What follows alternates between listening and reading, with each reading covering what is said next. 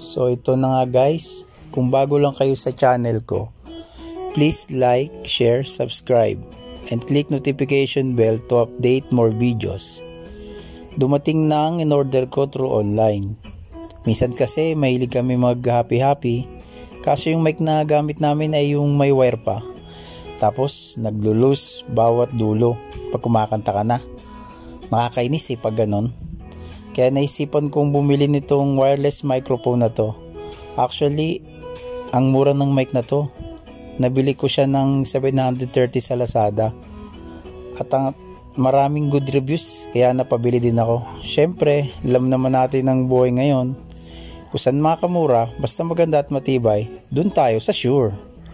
Yung ibang wireless microphone na mamahalin, nasa 4K pataas ang price. Kaya tara, samahan nyo ako nang masubukan na tong wireless microphone na to. So guys, quick review lang tayo sa mga nagbabalak bumili ng wireless microphone na Shure. At ang kanyang model ay SU602.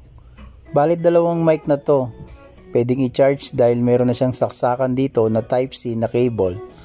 At pati rin pala itong microphone receiver ay meron na din. Kadalasan kasi sa mga ganito bubuksan pa para magpalit ng battery.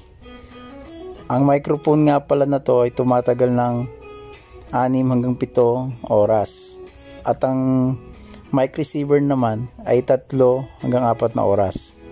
Mas mabilis malobot ang receiver sa kadahilanan na nakasaksak lang siya habang naka-on.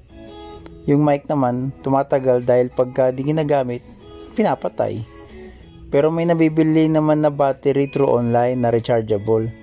Para pag may okasyon, pwede agad palitan kung sakali malobat ang microphone at receiver para tuloy-tuloy ang happy-happy.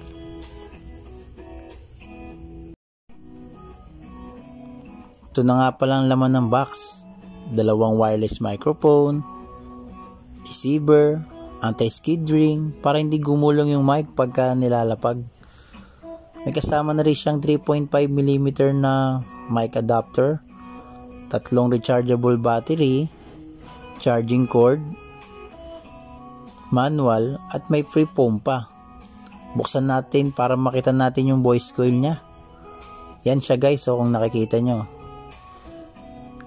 Ganyan siya kabilog, yan. Mukhang maganda naman siya. Tara, nang matesting na.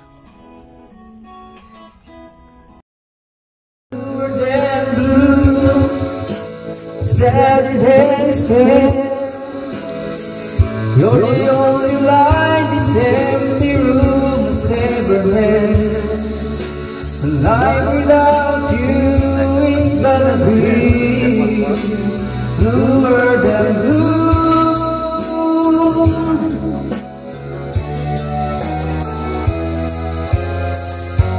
After